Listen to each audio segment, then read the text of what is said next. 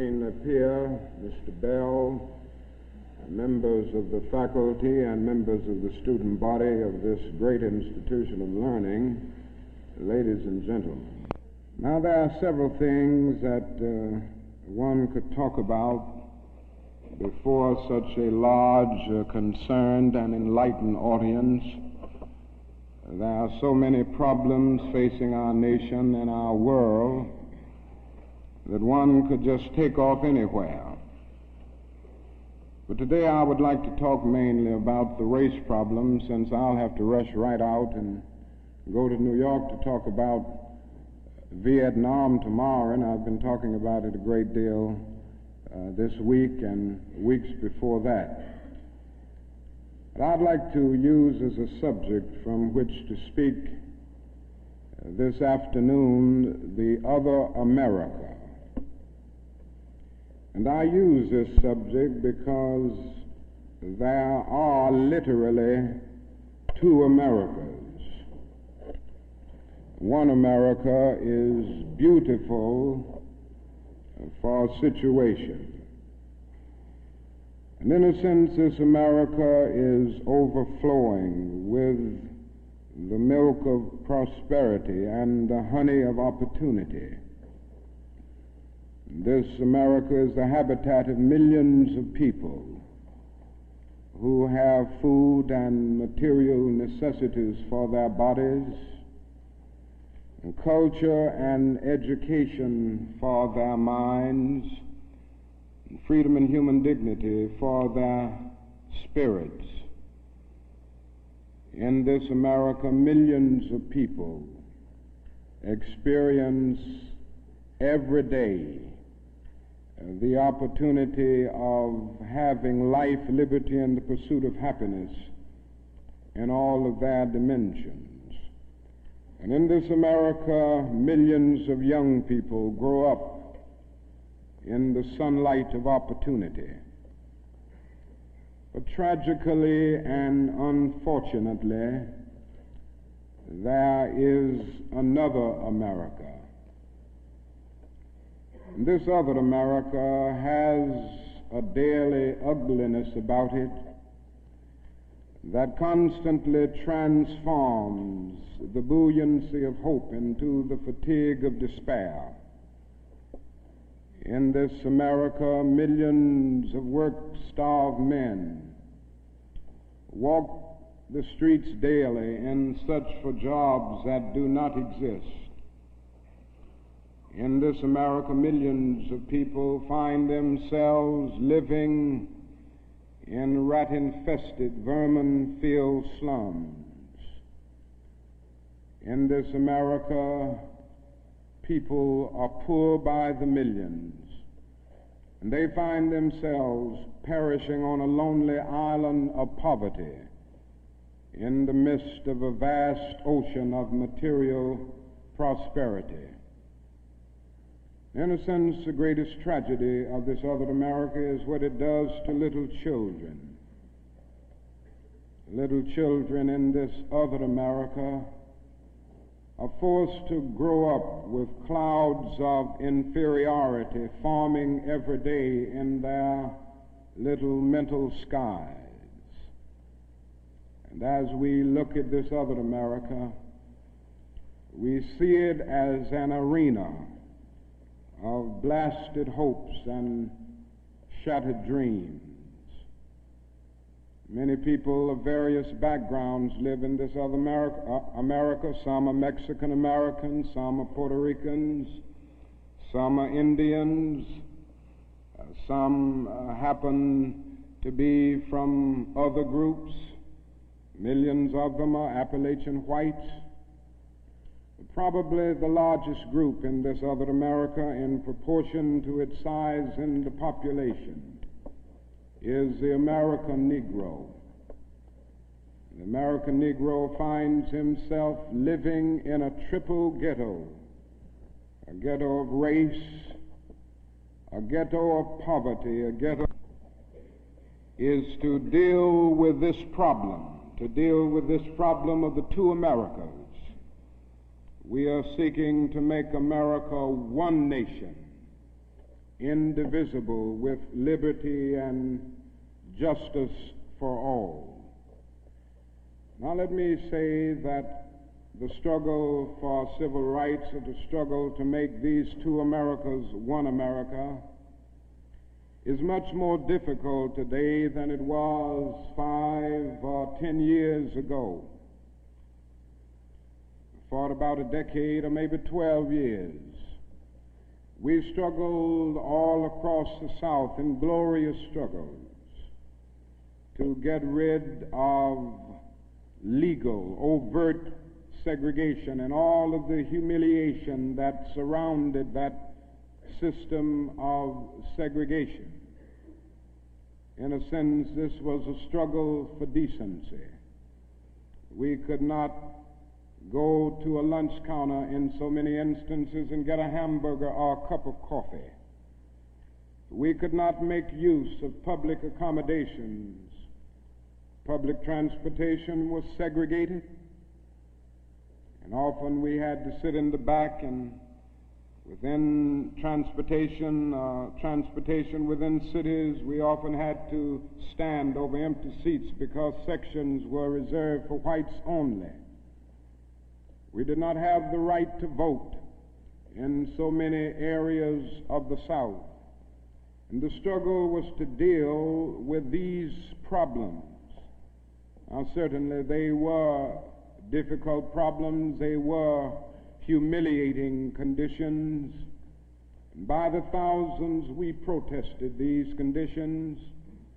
We made it clear that it was ultimately more honorable to accept jail cell experiences than to accept segregation and humiliation.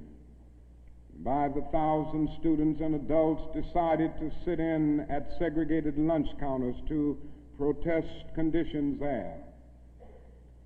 And when they were sitting at those lunch counters, they were in reality standing up for the best in the American dream and seeking to take the whole nation back to those great wells of democracy which were dug deep by the founding fathers in the formulation of the Constitution and the Declaration of Independence. Many things were gained as a result of these years of struggle. In 1964, the Civil Rights Bill came into being after the Birmingham movement, which did a great deal to subpoena the conscience of a large segment of the nation to appear before the judgment seat of morality on the whole question of civil rights. After the Selma movement in 1965, we were able to get a voting rights bill. Now, all of these things represented strides, but we must see that the struggle today is much more difficult. It's more difficult today because we are struggling now for genuine equality. And it's much easier to integrate a lunch counter than it is to guarantee a livable income and a good, solid job. It's much easier to guarantee the right to vote than it is to guarantee the right to live in sanitary, decent housing conditions. It is much easier to integrate a public park than it is to make genuine, quality, integrated education a reality. And so today we are struggling for something which says we demand genuine equality. It's not merely a struggle against extremist behavior toward Negroes. And I'm convinced that many of the very people who supported us in the struggle in the South are not willing to go all the way now. I came to see this in a very difficult and painful way in Chicago over the last year, where I've lived and worked. Some of the people who came quickly to march with us in Selma and Birmingham were active around Chicago, And I came to see that so many people who supported morally and even financially what we were doing in Birmingham and Selma were really outraged against the extremist behavior of Bull Connor and Jim Clark toward Negroes, rather than believing in genuine equality for Negroes. And I think this is what we've got to see now, and this is what makes the struggle much more difficult. And so as a result of all of this, we see many problems existing today that are growing more difficult. It's something that is often overlooked, but Negroes generally live in worse slums today than 20 or 25 years ago. In the North, schools are more segregated today than they were in 1954 when the Supreme Court's decision on desegregation was rendered. Economically, the Negro is worse off today than he was 15 and 20 years ago. And so the unemployment rate among whites at one time was about the same as the unemployment rate among Negroes. But today the unemployment rate among Negroes is twice that of whites. And the average income of the Negro is today 50% less than whites. And as we look at these problems, we see them growing and developing every day. And we see the fact that the Negro economically is facing a depression in his everyday life that is more staggering than the depression of the 30s. The unemployment rate of the nation as a whole is about 4%. Statistics would say from the Labor Department that among Negroes it's about 8.4%. But these are the persons who are in the labor market, who still go to employment agencies to seek jobs, and so they can be calculated. The statistics can be gotten because they are still somehow in the labor market. But there are hundreds of thousands of Negroes who have given up. They've lost hope. They've come to feel that life is a long and desolate corridor for them with no exit sign. And so they no longer go to look for a job. There are those who would estimate that these persons who are called the discouraged persons would be 6 or 7% in the Negro community. And that means that unemployment among Negroes may well be 16%. And among Negro youth in some of our large urban areas, it goes to 30 and 40%. And so you can see what I mean when I say that in the Negro community, that is a major, tragic, and staggering depression that we face in our everyday lives.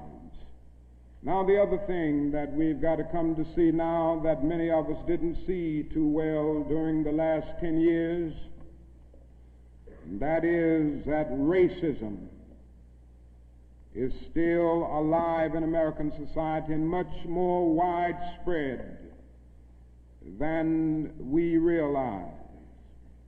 And we must see racism for what it is. It is a myth of the superior and the inferior race.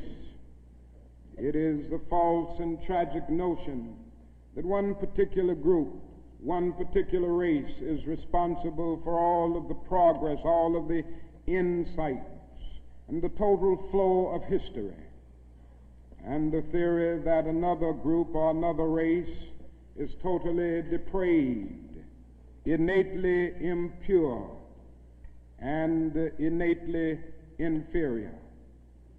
And in the final analysis, racism is evil because its ultimate logic is genocide. Hitler was a sick and tragic man who carried racism to its logical conclusion. And he ended up leading a nation to the point of killing about 6 million Jews. And this is the tragedy of racism, because its ultimate logic is genocide. If one says that I am not good enough to live next door to him, if one says that I am not good enough to eat at a lunch counter, or to have a good, decent job, or to go to school with him, merely because of my race, he is saying consciously or unconsciously that I do not deserve to exist. To use a philosophical analogy here, racism is not based on some empirical generalization. It is based rather on an ontological affirmation. It is not the assertion that certain people are behind culturally or otherwise because of environmental conditions.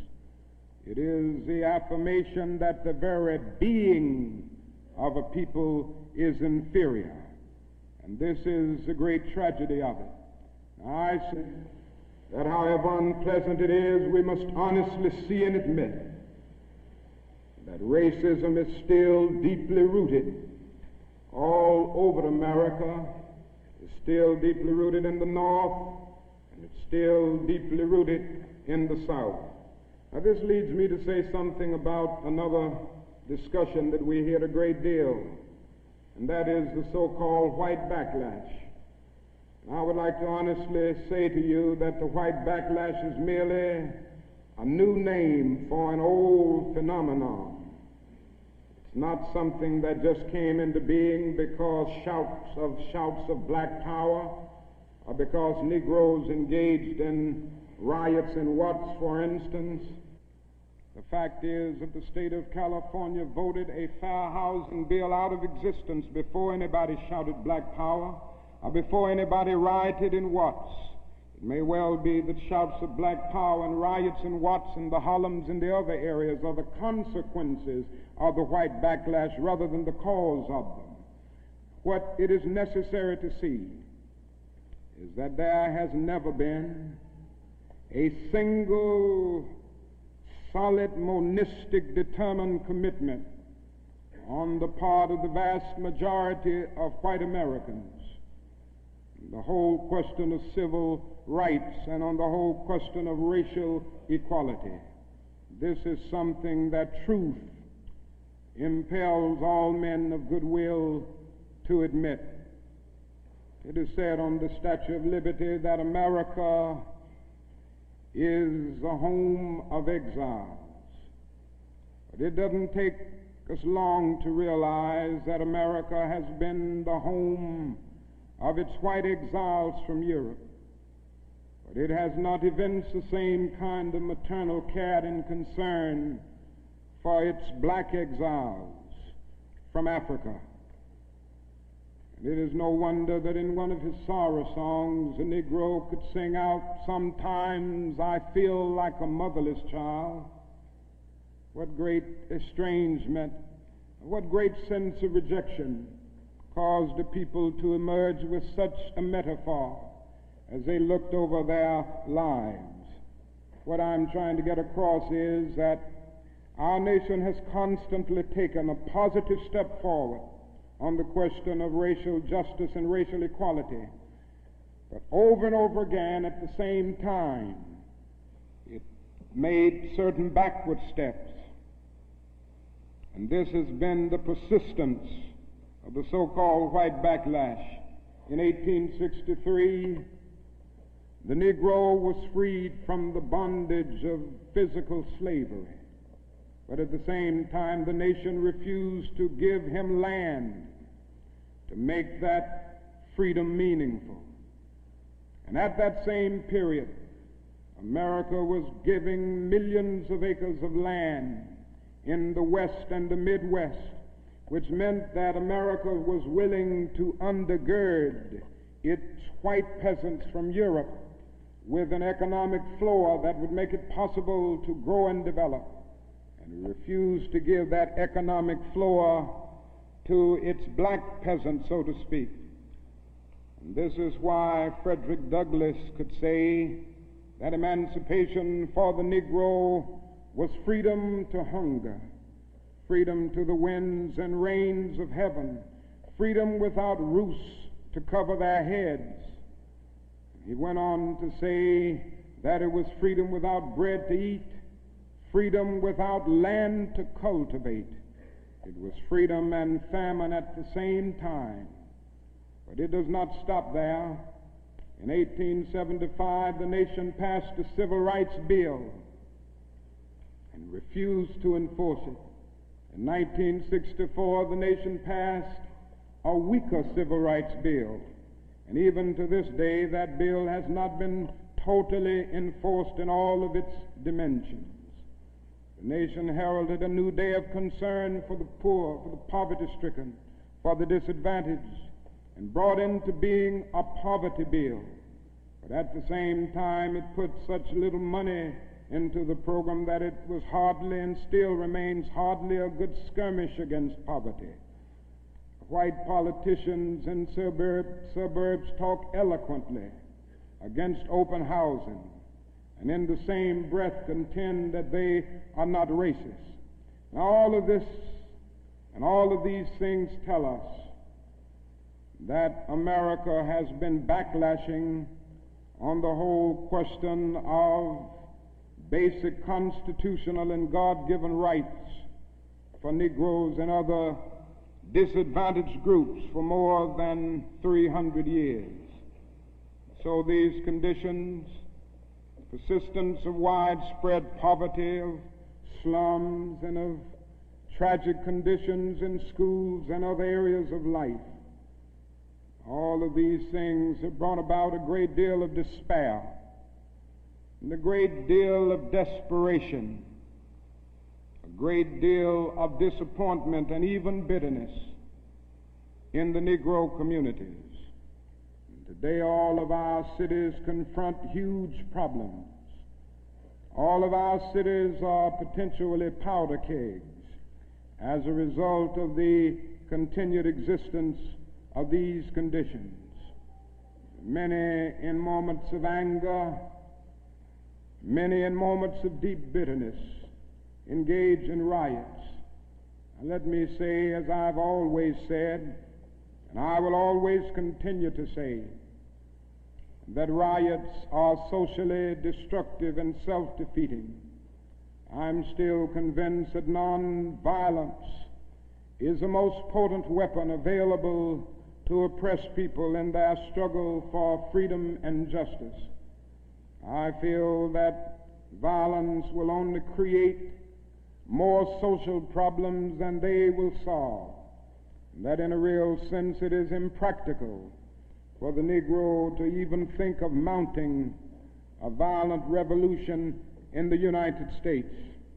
So I will continue to condemn riots and continue to say to my brothers and sisters that this is not the way. Continue to affirm that there is another way. But at the same time, it is as necessary for me to be as vigorous in condemning the conditions which cause persons to feel that they must engage in riotous activities as it is for me to condemn riots. I think America must see that riots do not develop out of thin air. Certain conditions continue to exist in our society, which must be condemned as vigorously as we condemn riots. But in the final analysis, a riot is the language of the unheard. And what is it that America has failed to hear? It has failed to hear that the plight of the Negro poor has worsened over the last few years. It has failed to hear that the promises of freedom and justice have not been met. And it has failed to hear that large segments of white society are more concerned about tranquility and the status quo than about justice, equality, and humanity. And so in a real sense, our nation's summers of riots are caused by our nation's winters of delay. And as long as America postpones justice, we stand in the position of having these recurrences of violence and riots over and over again. social justice, and progress are the absolute guarantors of riot prevention. Now let me go on to say that if we are to deal with all of the problems that I've talked about, if we are to bring America to the point that we have one nation, indivisible, with liberty and justice for all, there are certain things that we must do. The job ahead must be massive and positive. We must develop massive action programs all over the United States of America in order to deal with the problems that I have mentioned. Now, in order to develop these massive action programs, we've got to get rid of one or two false notions that continue to exist in our society. One is the notion that only time can solve the problem of racial injustice. I'm sure you've heard this idea. It is the notion almost that is something in the very flow of time that will miraculously cure all evils. And I've heard this over and over again. There are those, and they're often sincere people, who say to Negroes and their allies in the white community that we should slow up and just be nice and patient and continue to pray, and in 100 or 200 years the problem will work itself out, because only time can solve the problem. I think that is an answer to that myth, and it is that time is neutral. It can be used either constructively or destructively.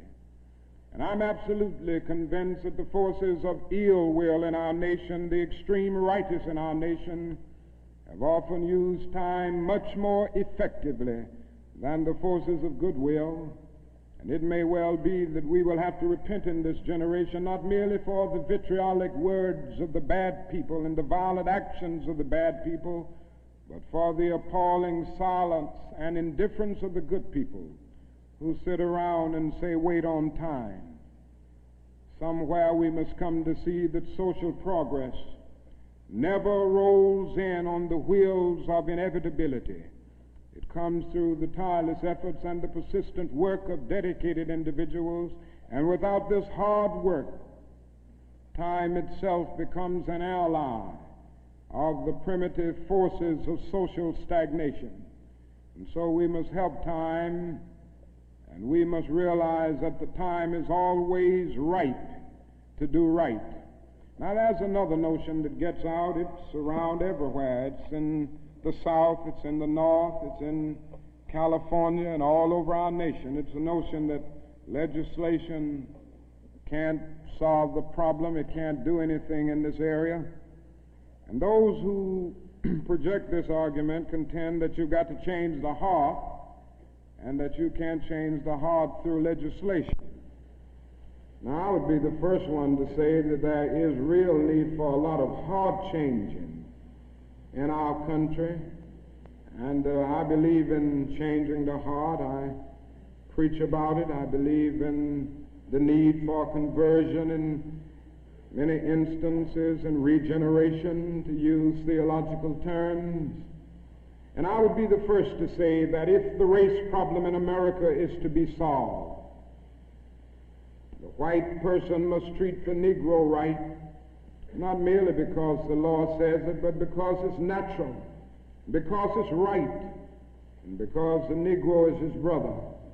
And so I realize that if we are to have a truly integrated society, men and women will have to rise to the majestic heights of being obedient to the unenforceable. But after saying this, let me say another thing which gives the other side, and that is that although it may be true that morality cannot be legislated, behavior can be regulated. Even though it may be true that the law cannot change the heart, it can restrain the heartless. Even though it may be true that the law cannot make a man love me, it can restrain him from lynching me, and I think that's pretty important also. And so while the law may not change the hearts of men, it can and it does change the habits of men. And when you begin to change the habits of men, pretty soon the attitudes will be changed, pretty soon the hearts will be changed. Now, I'm convinced that we still need strong civil rights legislation. And there's a bill before Congress right now to have a national federal open housing bill, a federal law declaring discrimination in housing unconstitutional, and also a bill to make the administration of justice real all over our country. Now, nobody can doubt the need for this. Nobody can doubt the need if he thinks about the fact that since 1963, some 58 Negroes and white civil rights workers have been brutally murdered in the state of Mississippi alone. And not a single person has been convicted for these dastardly crimes. There have been some indictments, but no one has been convicted. And so there is a need for the whole question of the administration of justice. There is a need for fair housing laws all over our country. And it is tragic indeed that Congress last year allowed this bill to die. And that bill died in Congress. A bit of democracy died, a bit of our commitment to justice died. And if it happens again in this session of Congress, a greater degree of our commitment to democratic principles will die. And I can see no more dangerous trend in our country than the constant developing of predominantly Negro central cities ringed by white suburbs. This is only inviting social disaster. And the only way this problem will be solved is by the nation taking a strong stand and by state governments taking a strong stand against housing segregation and against discrimination in all of these areas. Now, there's another thing that I'd like to mention as I talk about the Massive Action Program, and time will not permit me to go into specific programmatic action to any great degree. But it must be realized now that the Negro cannot solve the problems by himself.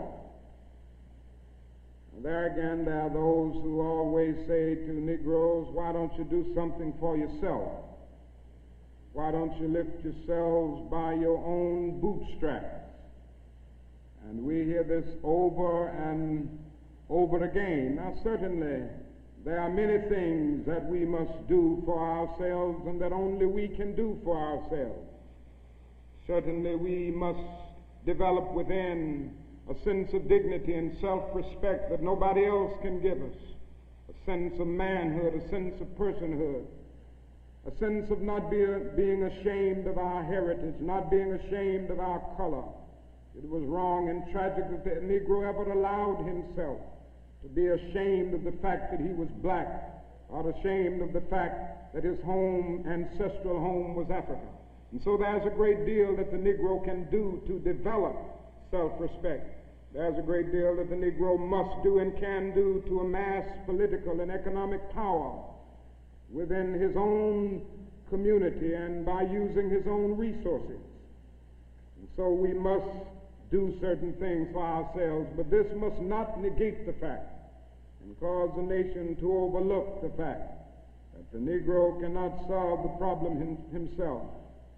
A man was on the plane with me some weeks ago, and he came and talked with me, and he said, the problem, Dr. King, that I see with what you all are doing is that every time I see you and other Negroes, you are protesting, and you aren't doing anything for yourselves. And he went on to tell me that he was very poor at one time, and he was able to make it by doing something for himself. Why don't you teach your people, he said, to lift themselves by their own bootstraps. And then he went on to say other groups face disadvantages, the Irish, the Italians, and he went down the line. And I said to him that it does not help the Negro, it only deepens his frustration for unfeeling and sensitive people to say to him that other ethnic groups who migrated or were immigrants to this country just 100 years ago or so have gotten beyond him, and he came here some 344 years ago. And I went on to remind him that the Negro came to this country involuntarily in chains, while others came voluntarily. I went on to remind him that no other racial group has been a slave on American soil. I went on to remind him that the other problem that we have faced over the years is that the society placed a stigma on the color of the Negro, on the color of his skin, because he was black. Doors were closed to him that were not closed to other groups. And I'm to say to people that you ought to lift yourself by your own bootstraps, but it is a cruel jest to say to a bootless man that he ought to lift himself by his own bootstraps. The fact is that millions of Negroes, as a result of centuries of denial and neglect, have been left bootless, and they find themselves impoverished aliens in this affluent society. And that is a great deal that the society can and must do if the Negro is to gain the economic security that he needs. Now, one of the answers, it seems to me, is a guaranteed annual income, a guaranteed minimum income for all people and for all families of our country. It seems to me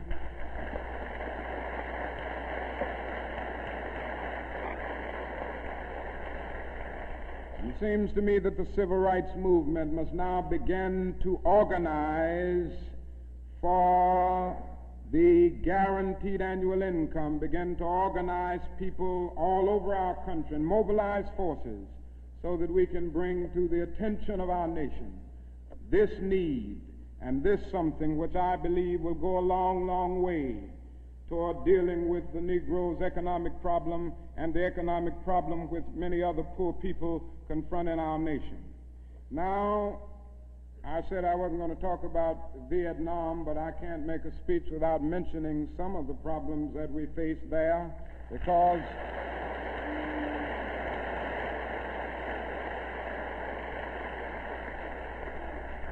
I think this war has diverted attention from civil rights. It has strengthened the forces of reaction in our country and has brought to the forefront the military-industrial complex that even President Eisenhower warned us against at one time. And above all, it is destroying human lives.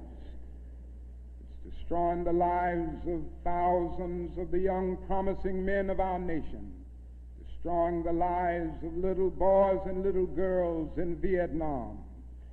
But one of the greatest things that this war is doing to us in civil rights is that it is allowing the great society to be shot down on the battlefields of Vietnam every day. And I submit this afternoon that we can end poverty in the United States. Our nation has the resources to do it. The national gross product of America will rise to the astounding figure of some $7 this year. We have the resources. The question is whether the nation has the will. And I submit that if we can spend $5 billion a year to fight an ill-considered war in Vietnam and $20 billion to put a man on the moon, our nation can spend billions of dollars on their own 2 feet right here on earth.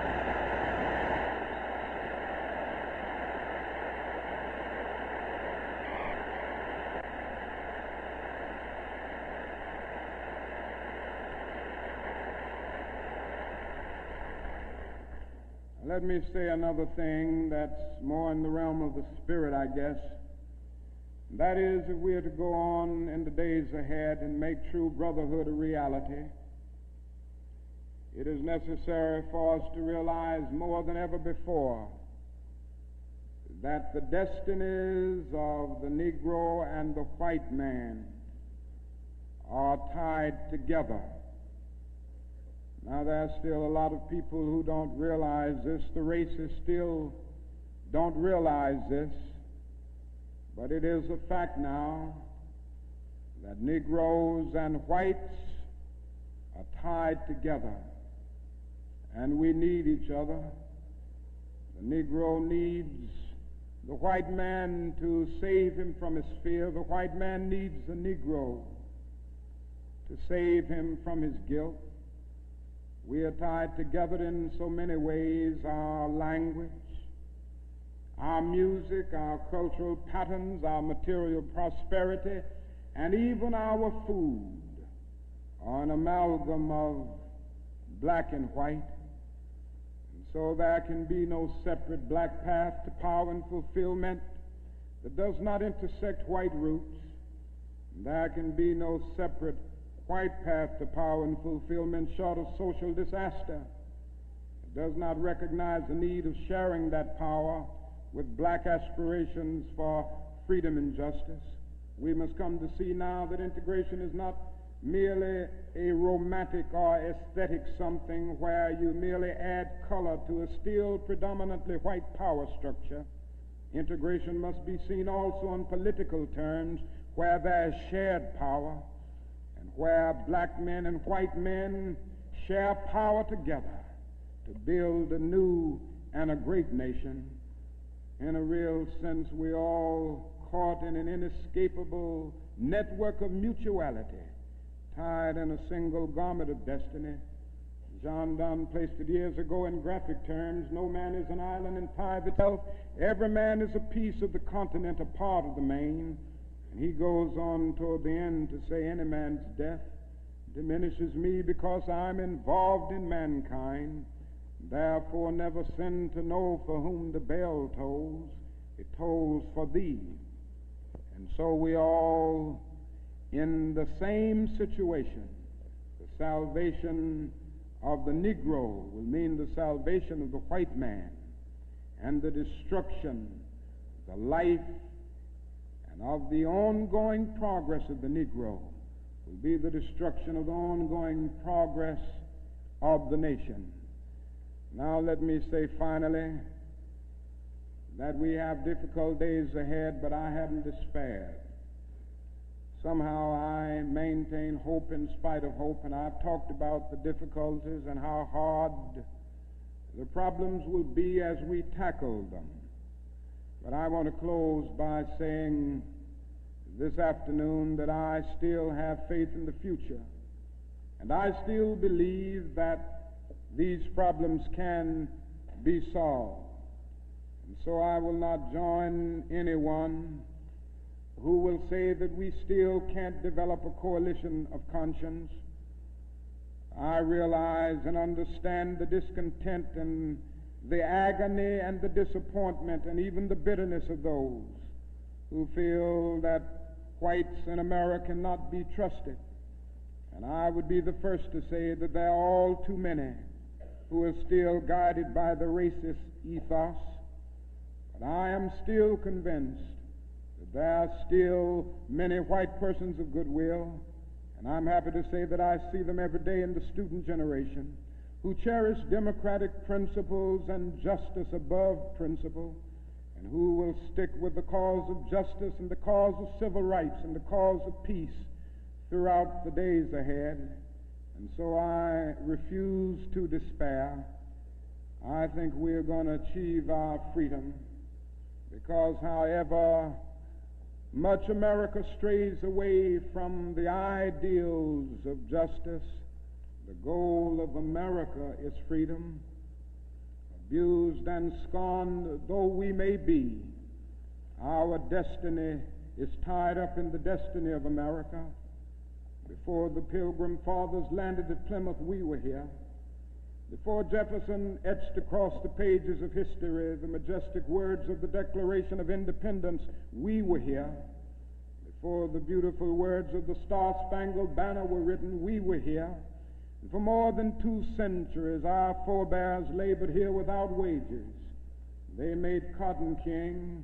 They built the homes of their masters in the midst of the most humiliating and oppressive conditions. And yet out of a bottomless vitality, they continued to grow and develop. And I say that if the inexpressible cruelties of slavery couldn't stop us, the opposition that we now face, including the so-called white backlash, will surely fail. We're going to win our freedom, because both the sacred head of our nation and the eternal will of the Almighty God are embodied in our echoing demands. And so I can still sing, we shall overcome. We shall overcome because the arc of the moral universe is long, but it bends toward justice. We shall overcome because Carlyle is right. No lie can live forever. We shall overcome because William Cullen Bryant is right. Truth crushed earth will rise again. We shall overcome because James Russell Lowell is right. Truth forever on the scaffold, wrong forever on the throne. Yet that scaffold sways the future. With faith, we will be able to hew out of the mounting of despair a stone of hope. With this faith, we will be able to transform the jangling discords of our nation into a beautiful symphony of brotherhood. With this faith, we will be able to speed up the day when all of God's children, black men and white men, Jews and Gentiles, Protestants and Catholics, will be able to join hands and live together as brothers and sisters all over this great nation. That will be a great day. That will be a great tomorrow. In the word, to speak symbolically, that will be the day when the morning stars will sing together and the sons of God will shout for joy. Thank you.